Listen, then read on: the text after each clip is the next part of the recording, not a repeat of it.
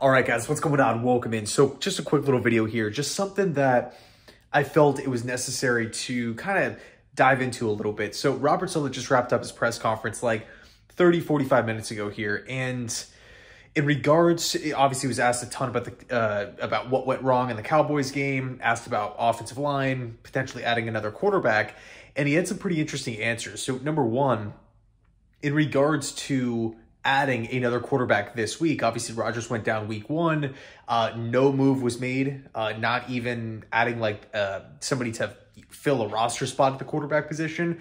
Right now, it's literally Zach Wilson, Tim Boyle, and then Randall Cobb is the team's like emergency third string guy, but nobody else, right? Not even like a practice squad fringe player, nothing. It's just those two guys, Boyle and Wilson. So when asked about the potential of adding another quarterback, Saleh said it's kind of a question for Joe Douglas, but he doesn't think so. So it looks like we're just going to continue to roll here with Zach Wilson and, obviously Boyle as the backup. And then in regard to the offensive line, he didn't really sound too concerned. He didn't say he was concerned about the offensive line. Just kind of credited Dallas, Michael Parsons, their defense. They do a great job. They're well coached. They have talent. Everything that, we know about the Dallas Cowboys. And then a few minutes ago, Ian Rappaport of the NFL Network came out and said that the Minnesota Vikings are going to be signing guard Dalton Risner.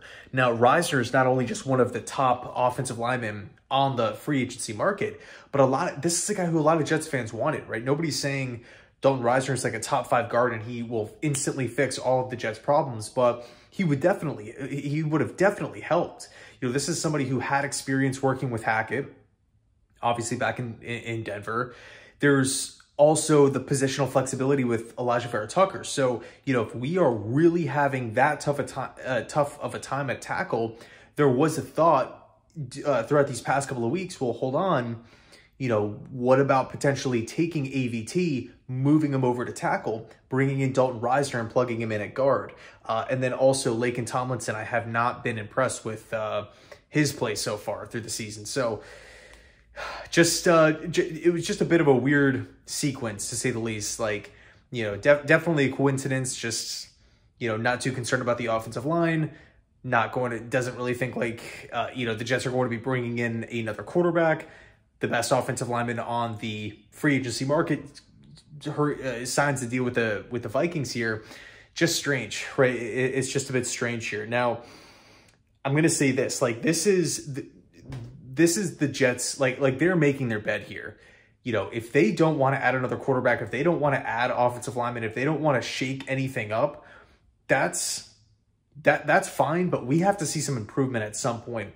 I cannot imagine myself 4 or 5 weeks from now talking about how the Jets are losing games because of pass protection. I do not want to be in a reality where that's the case, right? I don't want to be in a situation to where if one guy goes down, the floodgates open and now the offensive line is just getting wrecked every single week.